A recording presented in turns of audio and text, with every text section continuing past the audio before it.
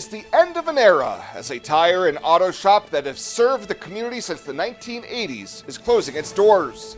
KNEB.TV News starts right now. From your trusted source for news in western Nebraska and eastern Wyoming, this is KNEB.TV News. Presented by Platte Valley Companies, premier provider of financial services. Hello, I'm Ryan Murphy. This is KNEB.TV News powered by Platte Valley Companies. Thanks for joining me. In our top story, today is a bittersweet day for Legacy Co-op as they announce they are closing their tire and auto care business after serving the community for more than 45 years. Effective today, Legacy Co-op will be exiting that business model and no longer selling tires or providing auto care service, but are working to find companies to take over existing tire warranties that they've issued. This morning, CEO and President Charlie Wright told KNB News that the industry just got too competitive with the likes of dealerships offering buy three, get one tires and other hard-to-beat deals. Now here in Scottsbluff, there's plenty of opportunities for tires. In Torrington, there's a new tire shop going in over there, so there's multiple locations there. So really it just got down to, for our employees, for our patrons, for our members, why do we keep absorbing this loss when we could, there's plenty of service available to those customers. So Wright says they'll continue to focus on retail offerings like Milwaukee tools and Stihl power equipment, pet food supplies, and selling propane. Moving forward, more focus on the retail side, the Stihl, the Milwaukee, bringing in other products. We will be launching a bulk oil service. We've got bulk tanks back there. They used to do a lot of that, but they kind of, through the years, different management, it kind of went away.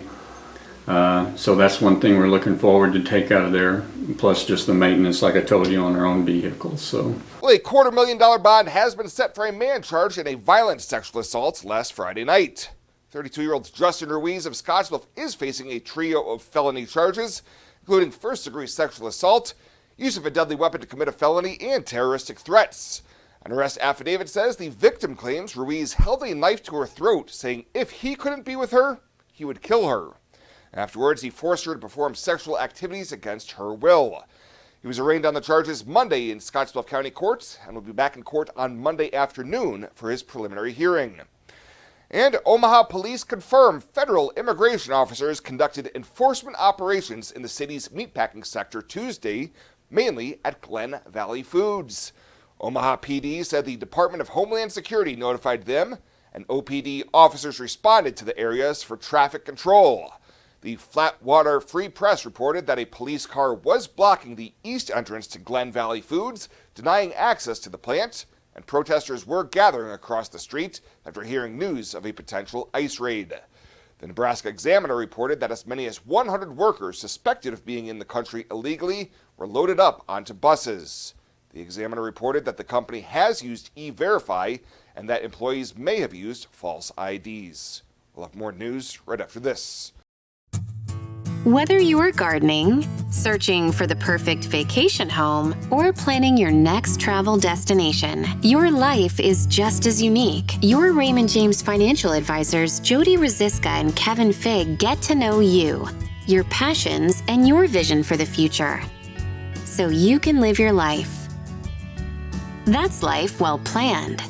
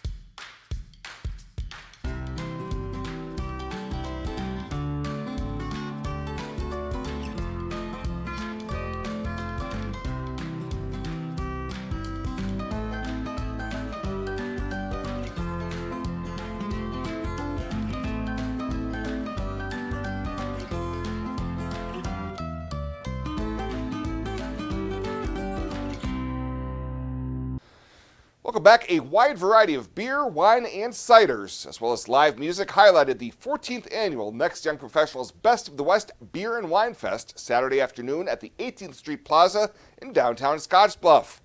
Attendees were treated to a wide variety of selections to taste from, while local band Avid Discord provided the entertainment. One of the most popular offerings this year was Scottsbluff's Great Plains Distillery, who were serving up cocktails made from their own vodka and whiskey. Owner Phil Mitchell told KNB News that he was pleased with this year's turnout. It was just crazy. We just nonstop for us. We were just like so busy, way more than I expected.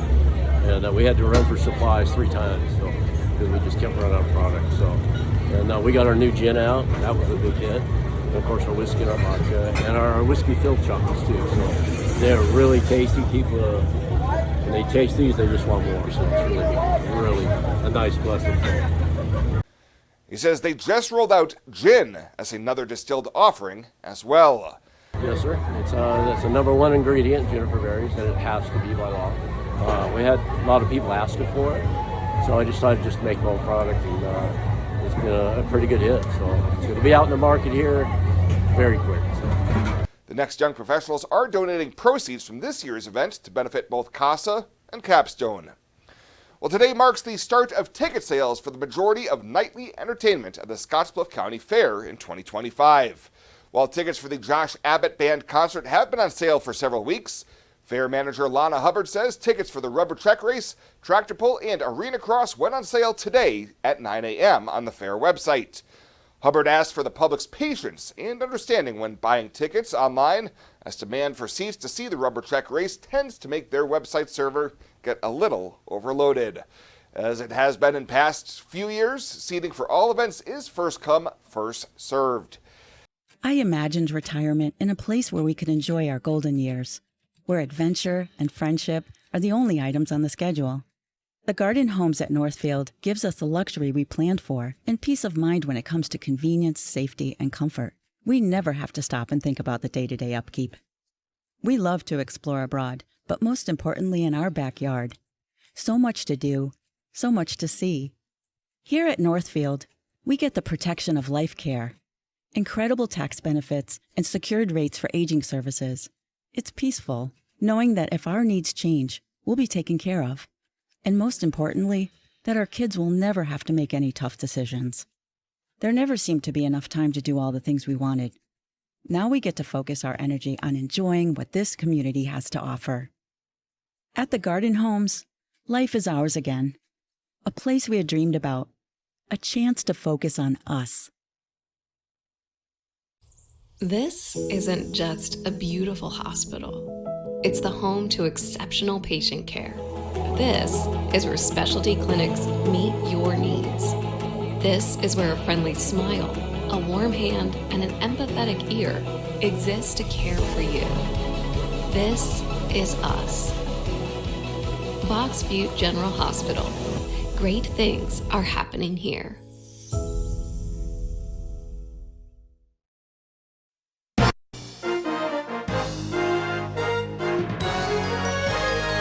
ICE has been active in several areas of the country, got a lot of headlines out west, but it did affect Nebraska. Can you talk a little bit about how is this affecting Nebraska and specifically what this means for the beef supply chain right now? Absolutely. One of my partners, Joe, likes to say the first time you hear it, it's bearish. The second time it's not. And, talking about a news type item that's new. And I think he's right. This is something that we dealt with at the beginning of the Trump administration, this aggressive deportation of illegals. And we were worried about the ability are we going to be able to run these packing plants normally, knowing that that's a large percentage of the employment force is there. So you're right. They were all over Nebraska. I understand Schuyler, Grand Island, Omaha. Now, I need to clarify that, to my knowledge, none of them have been in a packing plant. ICE has not physically been in a packing plant, but these packing plants are experiencing absenteeism. I know that one of them this morning, I was told that 25%, well, actually two of them, I heard it from regionals that there may be approximately a 25% absenteeism this morning. I know there's one two small packing plants that didn't kill today at all because they had such absenteeism, but we're talking about, very small, right? Where there's 25 or 30 employees, not 2,000. So the issue is real if that's your place, isn't it? Now, I hope, like the first time this was news, that we get to a point where we go, okay, they're looking at the murders and the drug dealers and we're not looking for everybody that works in a packing plant. They're trying to, just the most violent criminals. And the last time the issue kind of calmed down and we went back to normal, and I'm hoping that that's the case this time too. But Chad, it's just weird. This is 3 Tuesdays in a row where we got to deal with something, right? Screwworm, plant closing, and now the ICE raids yesterday. So I don't know. I guess buckle up next Tuesday. We'll see what the news is then. Yeah.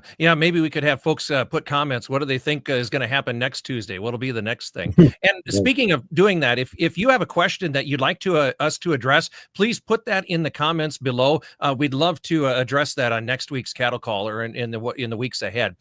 We've kind of talked about what's already happened here this week. I guess, Brad, is there anything else left to be said about the markets and where we're at right now? What do you kind of expect here through the rest of the week? Well, there's obviously tariff chatter again today. At least Trump's talking one side of it. We'll see if the other side of it comes out of it. I guess I'd be anxious to see what happens here with the cash in the north. If we stay that big premium, that means we're going to last week 242. That means we could be testing 245 or something like that. That's another week we rip off the calendar. That's another week where we got get closer to convergence, and the June cattle still look undervalued. So I don't believe, barring some sort of completely unexpected event, I still don't believe that there's enough cattle here in the north to fuel the engine that the packer needs to have. And so, as the north goes, so will the market, like I like to say. So at this point, I think in the short term, the market feels like it's in good hands here, particularly the cash. All right, very good. Brad, it's good to talk to you. Thank you so much. Great to have you on the show again. Again, that's Brad Koima, and Varalik there in Sioux Center, Iowa. Give us your contact information. Oh, there it is. kkvtrading.com, 712-722-0023 if you'd like to reach out and talk to Brad and his team.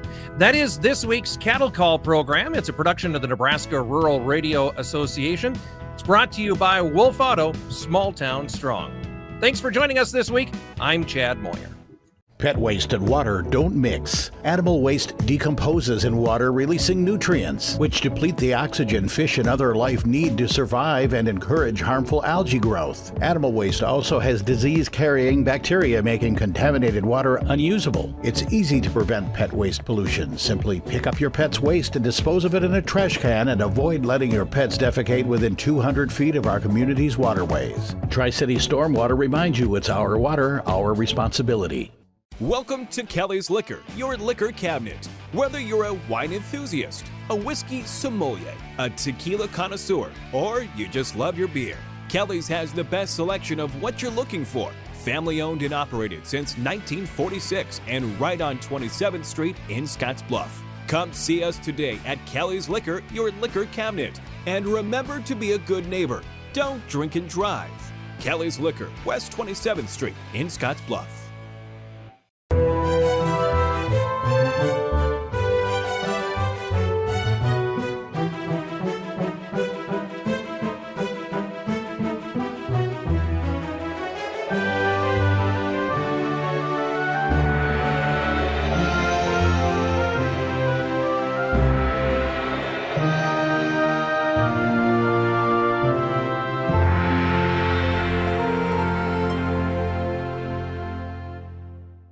Let's take a look at your midweek community calendar, brought to you by Riverstone Bank.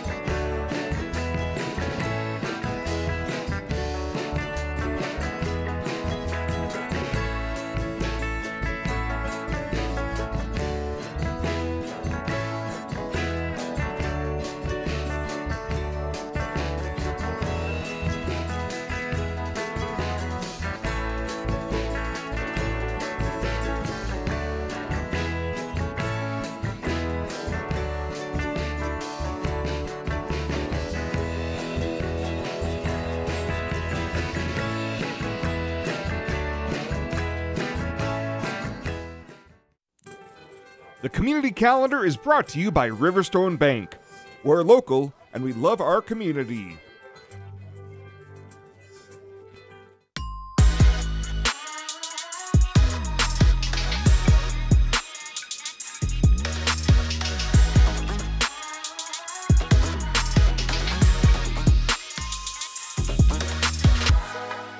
The summer heat will be here soon, but our hot summer savings sale is on now. Get $1,200 off every door and $800 off every window. Plus enjoy no money down, no payments, and no interest for 12 months. Get an extra 5% off your entire project if purchased on initial consultation.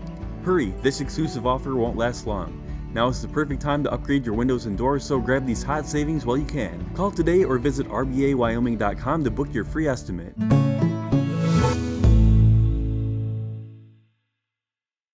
At Platte Valley Bank, we want to help you take advantage of every adventure. We know you have plans, goals, and dreams. Let us help you with them.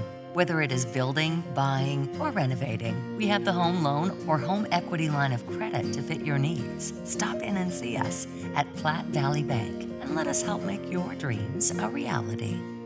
You belong here. Platte Valley Bank, member FDIC, equal housing lender. And finally tonight, a first-of-its-kind celebration honoring the wide variety of heritages and cultures will be held this week in Scottsbluff. Empowering Families will be hosting the inaugural Panhandle Multicultural Festival this Friday from 6 to 9:30 at the 18th Street Plaza. Valeria Rodriguez says this free event aims to celebrate the beauty of our community's cultures. And this will be an evening of celebrating the diverse cultures in our community, from our Germans from Russia, our Japanese American, Mexican American. We're going to have hoop dancing from our Lakota community members. So every ethnic group that makes up our community is going to be featured in this event. Attendees are encouraged to bring a lawn chair and enjoy a variety of cultural performances, booths with traditional food samples, crafts, activities, and more. Well, that does it for us this time. Thank you so much for tuning in. Stay safe out there. We'll see you here next time.